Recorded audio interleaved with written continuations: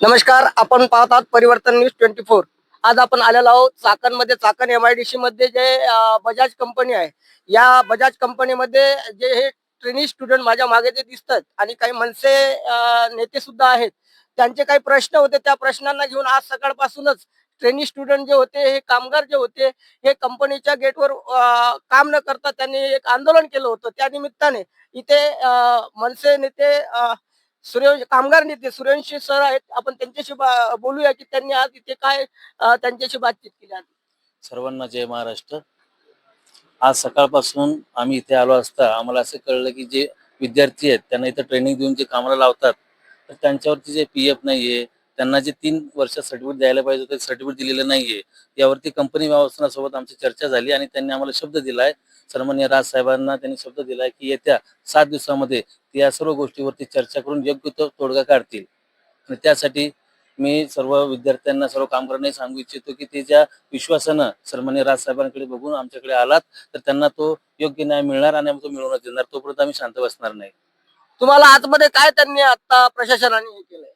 आम्हाला त्यांनी प्रशासनाने शब्द दिला की येत्या 7 दिवसामध्ये जेवढे काही प्रॉब्लेम आहेत कंपनीच्या व्यतिरिक्त जे काही त्यांचं कॉन्ट्रॅक्टर आहे, कॉन्ट्रॅक्टरनी काय या पोरांसोबत केले, त्यांना कुठल्या गोष्टीचा पासून प्रवृत्त केलं किंवा कुठल्या गोष्टी दिल्या नाहीत, त्यात इन्शुरन्स असो, PF असो, पेमेंट स्लिप असो, त्या वेळेवर पगार न होणं, त्याच्या छोट्या मोठ्या सगळ्याच गोष्टी आहेत. त्या सगळ्या गोष्टींवरती एक मीटिंग होणार आहे येत्या 7 दिवसामध्ये आणि त्या सर्व गोष्टींना आम्ही उत्तर देणार आहोत.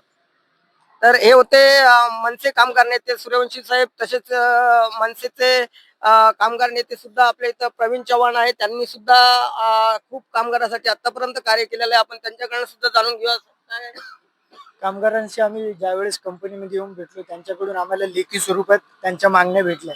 त्या मागण्यावर आमच्या मनसेचे जेवढे काही पदाधिकारी, आमची नेते मंडळी अशी यांची कंपनीच्या मॅनेजमेंट सोबत चर्चा झाली आणि चर्चा करून त्यांनी आपल्याला 8 दिवसाचा कार्यकाळ दिलेला आहे. येत्या 8 दिवसात ते आपल्याला त्यांच्या मागण्या आपल्यापर्यंत पोहोचवतील लेखी स्वरूपात. तसंच साहेबांचं पण बोलणं झालेलं आहे. सन्माननीय राजसाहेबांचा सगळं मराठी बांधवांना, आपल्या कामगारांना सगळ्या प्रकारची सपोर्ट आहे. तुमच्या मागं मराठी माणूस म्हणून महाराष्ट्र नवनिर्माण सेना नेहमी उभी राहील आणि साहेबांचं पण बोलणं झालेलं आहे आणि आमच्या पदाधिकाऱ्यांचं पण मॅनेजमेंट संघ बोलणं झालेलं आहे. येत्या 8 दिवस आपल्याला दिलेले आहे. त्यानंतर आपण कंपनीशी अजून चर्चा करू.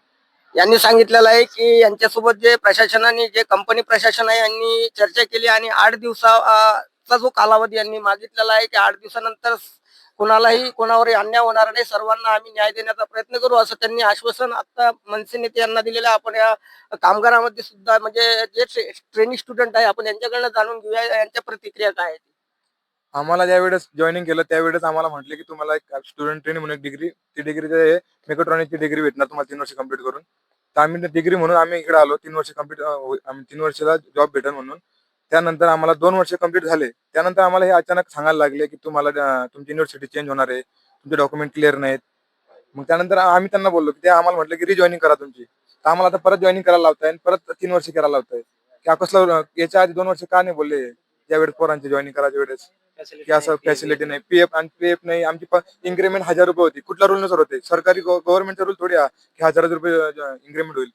ना टक्क्याने होते ना कसलं काय होते. PF किती महिने तुम्हाला ट्रेनिंग स्टुडंट म्हणून ठेवायचं? मला किती वर्ष ठेवण्यात आहे?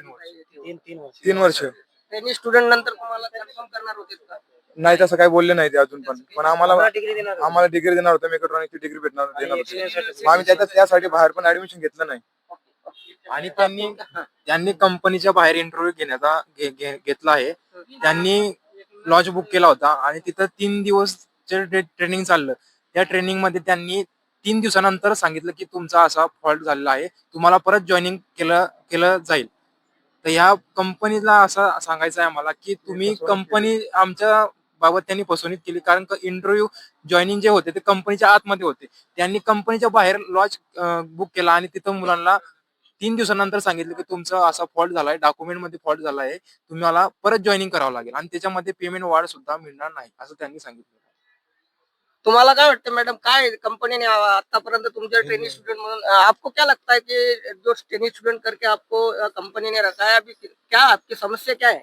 समस्या यही है सर कि ये लोग, हम लोगों ने काम किया इनके भरोसे इतने दिन, और अभी टाइम आने पे ये लोग हमको कह रहे हैं कि तुम्हें फिर से ज्वाइनिंग करना पड़ेगा। और वही दूसरी कंपनी में भी हम लोग कैसे जाएंगे? हमको एक्सपीरियंस लेटर देंगे बोले, वो भी नहीं दे रहे, वो भी लोकल बना के दे रहे हैं। तर ठीक आहे. हे होते आपल्याकडं जे ट्रेनिंग स्टुडंट होते बजाज कंपनीमध्ये कार्य करणारे, आणि यांच्याशी जे मनसे नेते आहेत हे सर्व आज यांच्याशी मीटिंग झाली. परिवर्तन न्यूज 24 मध्ये मी गजेंद्र, अमोल शिरसाटसह चाकण, पुणे, चाकण.